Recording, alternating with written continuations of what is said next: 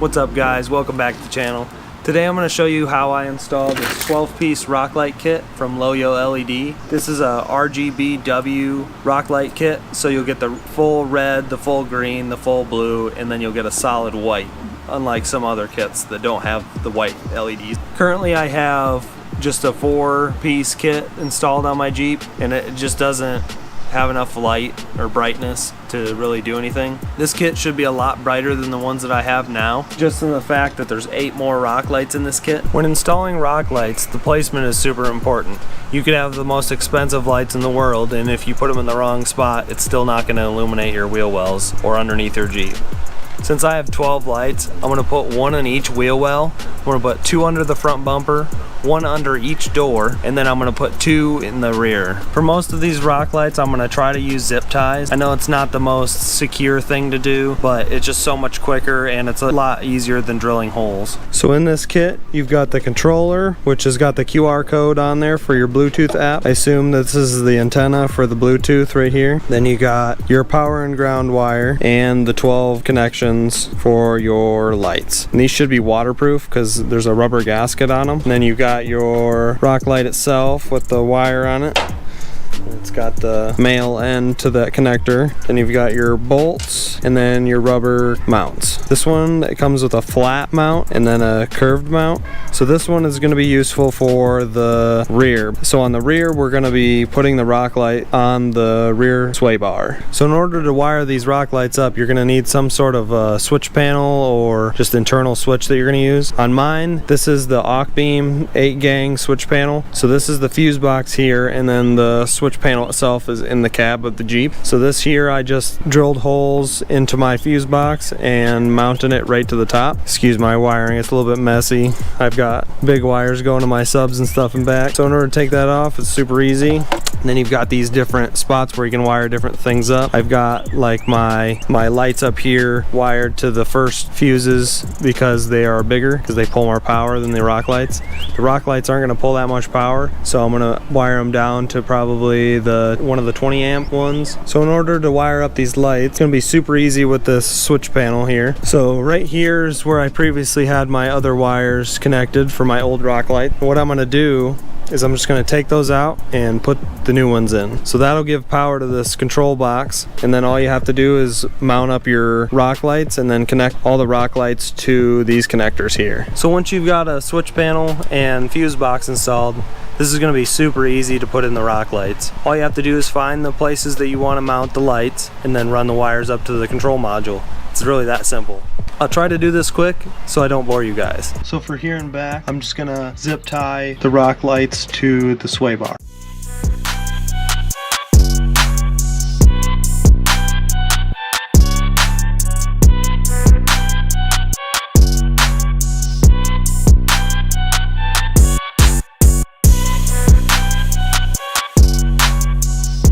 So the only thing you need to worry about when putting these on the sway bar is you need to watch out for over here where the shock is, because when the shock travels up, it could travel closer to the sway bar itself. So you're going to want to put your rock light in here somewhere. You don't want it right behind the shock.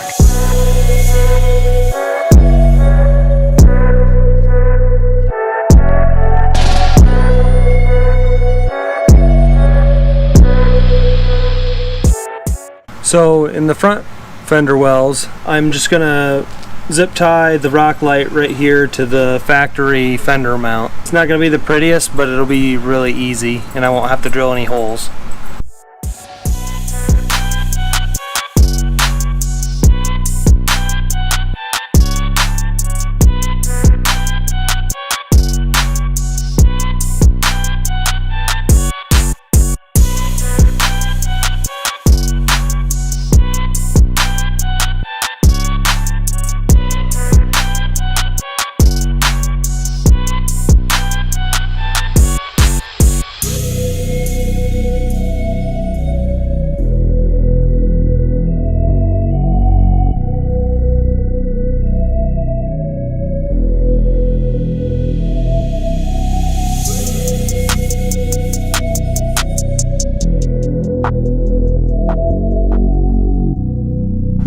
So I found found the easiest way to get the wire up into the engine bay is to just go straight up behind the fender.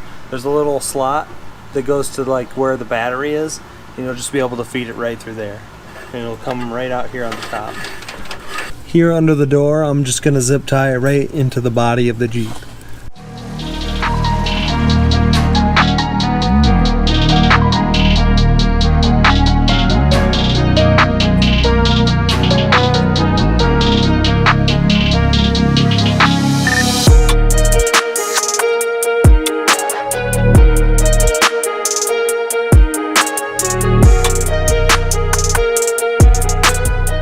So back here I couldn't find that great of a spot, so I'm just gonna go right here to my rock rail. It might be a little bit visible from the outside, but I don't really have another option.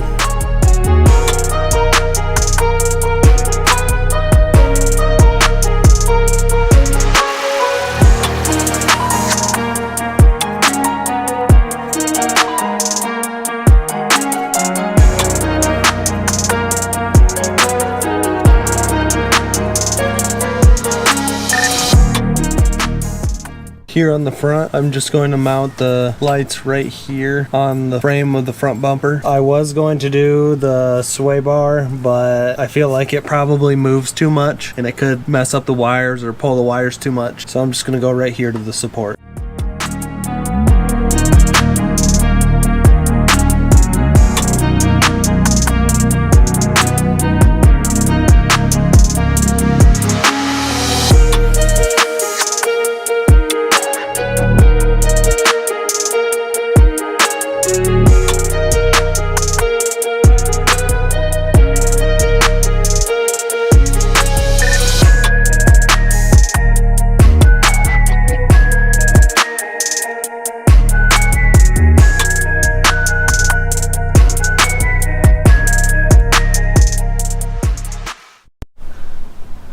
Alright, so last night I was running out of daylight, so I got everything done except for the rear wheel wells.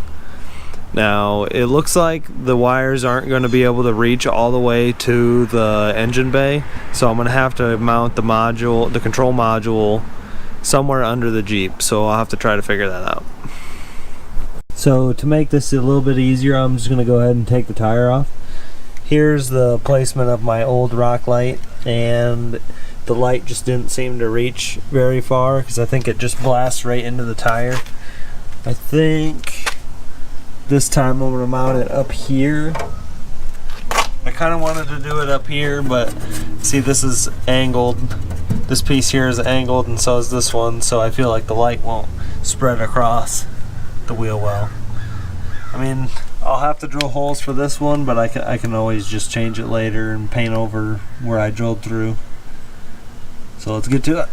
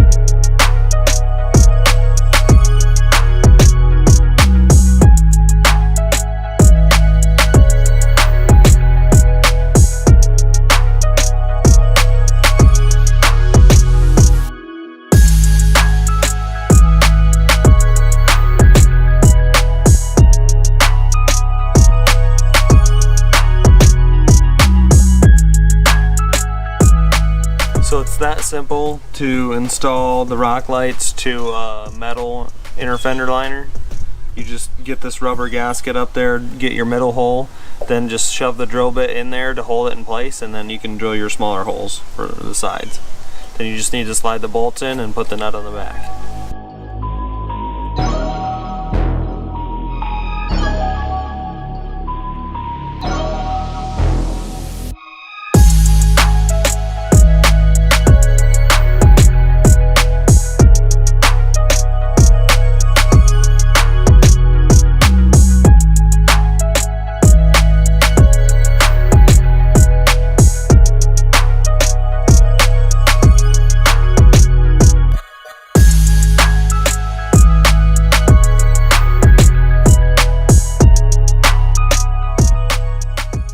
So I always like to keep a set of these push pins around because you never know when you're going to need them.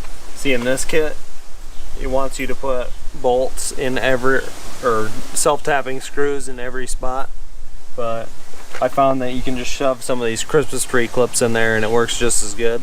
And if you need to remove it, you just break them off and then you can replace them.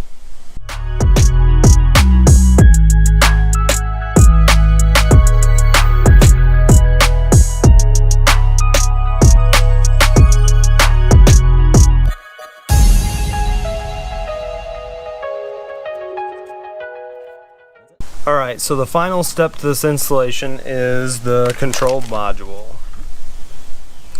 Now, since all my wires aren't going to reach up to under the hood, I am going to mount it above the skid plate of the gas tank. This is my previous module right here. See, it's already wired up, so I'm just going to cut the wires off and then wire in my new module.